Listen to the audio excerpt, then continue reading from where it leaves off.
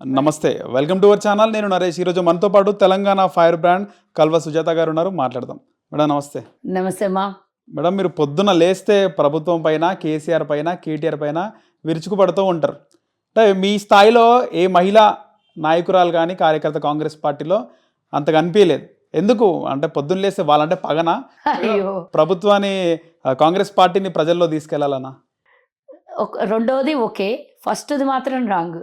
ప్రజల్లో ప్రజల మీద వ్యతిరేకంగా ఉన్న, ప్రజల మీద ఉన్నటువంటి పగని, కేసీఆర్ పగని కాంగ్రెస్ పార్టీ గ్రహించింది. కాబట్టి మాలాంటి వాళ్ళు ప్రజల పక్షాన మాట్లాడడానికి కేసీఆర్ చేస్తున్నా, వాళ్ళ వర్గం చేస్తున్నా, బీఆర్ఎస్ పార్టీ చేస్తున్నటువంటి వ్యతిరేక విధానాల మీద ఫైటింగ్ ఉంటుంది. కానీ మాకేం వాళ్ళ మీద అంతర్గతంగా ఇద్దరి కుమ్ములాట లేదు, వ్యక్తిగతంగా ఇద్దరితోనే ఏం కొట్లాటలు లేవు.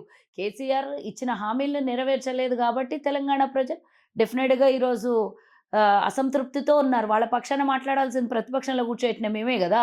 ప్రతిపక్షం ఇచ్చింది అందుకోసం, వాళ్ళు అధికారంలో వాళ్ళని కూర్చోబెట్టిన ప్రశ్నించడానికి ప్రతిపక్షం మేము ఉన్నాం. కాబట్టి వాళ్ళ పక్షాన మాట్లాడతాం. కానీ వ్యక్తిగతంగా కేసీఆర్ మీద, కేటీఆర్ నేను వాళ్ళని డైరెక్ట్గా చూడలేదు, వాళ్ళతో డైరెక్ట్గా నేను కలవలేదు. అప్పుడెప్పుడో 2014 ఎన్నికలకు ముందు మా ఊరికి కేసీఆర్ వార్డు కౌన్సిలర్ ఎలక్షన్లకు కూడా ఆయన వచ్చి క్యాంపెయినింగ్ చేసిండు. ఎప్పుడో 2009, 10 ఆ కాలంలో చేసిండు. అప్పుడు ఈయనకు ఒక తెలంగాణ ఉద్యమం అంటే ఈయన ఒక లీడర్ అంట. మా ఇంటి పొంగల్ నుంచి నడుచుకుంటూ పోతుండే అప్పుడు కేసీఆర్. అప్పుడు చూసినా చూడండి. ఆ తర్వాత తాండూరులో అది కూడా వార్డు కౌన్సిలర్ ఎలక్షన్లకు కూడా వచ్చాడు కేసీఆర్. అంటే ఆ స్థాయిలో ఉన్నటువంటి వ్యక్తి ఈరోజు ముఖ్యమంత్రి అయ్యిండు. ఆ స్థానాన్ని కాపాడుకోవాల్సినటువంటి వ్యక్తి, కానీ కాపాడుకోలేం. ముఖ్యంగా బాధాకరం ఏంటంటే ఎన్నో ఆకాంక్షలతో వచ్చింది, ఎన్నో పోరాటాలతో వచ్చినటువంటి తెలంగాణ ఇది. ఆ ఆకాంక్ష నెరవేర్చలేదు కాబట్టి మాకున్నటువంటి బాధ. మేము తెలంగాణ ఇచ్చినాం, తెలంగాణ బిడ్డలు చచ్చిపోతుంటే ఇచ్చినాం. కాబట్టి ఆ బాధ ఎవరికి ఉంటుంది? తల్లి బిడ్డలు చచ్చిపోతున్నారనే బాధతో తల్లి ఇచ్చింది. ఆ తల్లి ఆ బిడ్డల్ని, తెలంగాణ బిడ్డల్ని కాపాడుకోవాల్సినటువంటి బాధ్యత ఆ తల్లిదే కదా. ఆ తల్లి అంటే కాంగ్రెస్ ఆ స్థానంలో. కాబట్టి కాంగ్రెస్కే ఉంటుంది ఈ పెయిన్, కేసీఆర్కి ఉండదు. కేవలం ఆయన తన కుటుంబం తను బంగారం చేసుకోవాలని వచ్చిండు తప్పించి అబద్ధం చెప్పేసి ఎక్కిండు.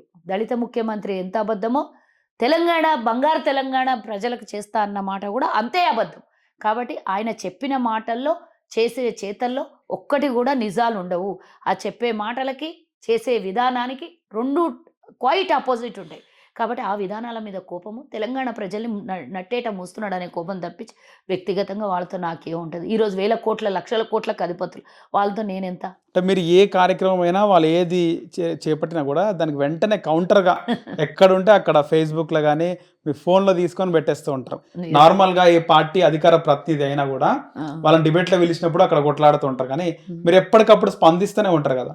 అంటే ఒకటి బాధ్యత, పార్టీ అంటే గౌరవం, ప్రజలంటే గౌరవం, మనకున్నటువంటి రెస్పాన్సిబిలిటీని ప్లస్ అదనంగా పార్టీకి హెల్ప్ అవ్వాలి, ప్రజలకు కూడా ప్రజల పక్షాన మాట్లాడాలి. కాబట్టి సమస్య ఎప్పుడు ఎక్కడ ఉన్నా కూడా మన వరకు రీచ్ అయిందంటే డెఫినెట్గా స్పందించాలి. అది ఒక బాధ్యత.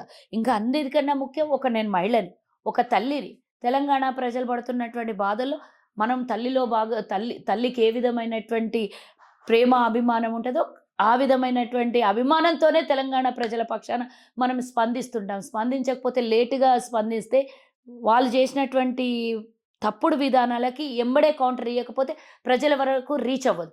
వాళ్ళు అలా తప్పు చేస్తూనే ఉంటారు. మనం క్వశ్చన్ చేస్తేనే కనీసమన్నా సదురుకుంటారేమో అనే ఆలోచనతో ముందస్తుగా మాట్లాడతాం మనం. కాబట్టి ఇప్పుడైనా మేల్కొని, ఇంకో 2-3 నెలలు ఎలక్షన్లు ఉన్నాయి, ఇప్పుడైనా తన వక్రబుద్ధిని మానుకొని ప్రజలకు నిజంగా వాగ్దానాలు చేసినవి ఎట్లన్నా నెరవేర్చలేదు. కానీ తప్పుడు వాగ్దానాలు, వచ్చే ఎన్నికల్లోకైనా తప్పుడు వాగ్దానాలు చెయ్యొద్దు అని చెప్తున్నారు. ఎలాగో నిన్ను ప్రజలు నమ్మే స్థితిలో లేరు. ఇప్పుడైనా తప్పుడు వాగ్దానాలు చెయ్యొద్దు. ప్రభుత్వం మీద మేము ఇప్పటివరకైతే ప్రతిపక్షంలో ఉన్నాం, రేపు అధికారంలోకి రాబోతున్నాం. మేము డెఫినెట్గా గతంలో చేసినవి, కాంగ్రెస్ పార్టీ చేసినవి అందరికీ తెలుసు. అధికారంలోకి రాబోతుంది అంటారు అయితే? డెఫినెట్గా 2018లో ఇదే అన్నారు అనుకుంటా.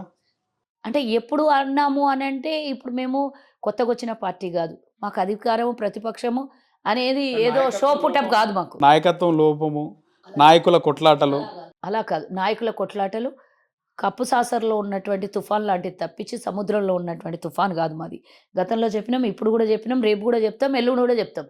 అధికారంలో ఉన్నప్పుడు కూడా చిన్న చితక గొడవలు ఉంటాయి. కానీ అది ఎందుకంటే ఎస్టాబ్లిష్డ్ పార్టీ, చాలా సంవత్సరాల సుదీర్ఘ పార్టీ ఇది. కాబట్టి ఇప్పుడు తల్లి తండ్రి ఇంట్లో 3 పిల్లల్ని కంటేనే ఆ 3 పిల్లల భవిష్యత్తుని వాళ్ళు కనలేరు, వాళ్ళ 3 ఆలోచనలు కనలేరు. పుట్టిన ఎవరి విధానాలు వాళ్ళకుంటాయి. అన్నదమ్ముళ్ళు ఉన్న ముగ్గురు, ఇద్దరు ఉన్నా కూడా కొట్లాడుకుంటారు. అది ఇంట్లో కుటుంబ సమస్య అయితది. ఇది కూడా కాంగ్రెస్‌ది కూడా కుటుంబ సమస్యనే గాని ప్రజలకు తెచ్చిపెట్టే సమస్య గాదు. మీరు మొన్న 2, 3 ఇష్యూస్‌లలో బీజేపీల వర్షన్ వినుంటారు మీరు. రఘునందన్ మాట్లాడిన వర్షన్, పేరాల శేఖర్‌జీ మాట్లాడినటువంటి వర్షన్ వినుంటారు. పేరాల శేఖర్‌జీ డైరెక్ట్‌గా ట్విట్టర్‌లో పెట్టిండు ఓపెన్‌గా. బండి సంజయ్ చేసిన స్కామ్‌ల గురించి, బండి సంజయ్ ఎనకాల నడిపించి ఇప్పటిదాకా ఏం లేనోడు ఈరోజు ఏ స్థాయికి ఎన్ని వందల కోట్లు సంపాదించిండు అనేది వాళ్ళ దగ్గర ఉన్నటువంటి వ్యతిరేకమే కాకుండా వాళ్ళ దగ్గర ఉన్నటువంటి అవినీతిని కూడా బట్టబయలు చేసి మాట్లాడినటువంటి వాళ్ళు. కానీ కాంగ్రెస్ పార్టీలో చిన్న చిన్న అలకలు కొట్లాటలు గానీ వీళ్ళు స్కాములు చేసిండ్రు అని ఎన్నడూ బయట ఎన్నికలు వచ్చేవరకు ఏ నాయకుడు వాళ్ళ నియోజకవర్గం చూసుకుంటారు ఫస్ట్, రాష్ట్రాన్ని పక్కకు పెట్టేస్తారు కదా. అది ఏ పార్టీలోనైనా జరిగేది. రాష్ట్రం ఏముంటది? ఇప్పుడు నేను ఒకటి చెప్తాను. ప్రతి నియోజకవర్గంలో సమస్యలు ఆ నాయకుడు మాట్లాడతాడు. ఈ ఈ మొత్తం 119 నియోజకవర్గాలకు ముఖ్యమంత్రి చేసినటువంటి తప్పుడు విధానాల మీద పార్టీ అధ్యక్షుడు మాట్లాడతాడు. అదే కదా విధానం.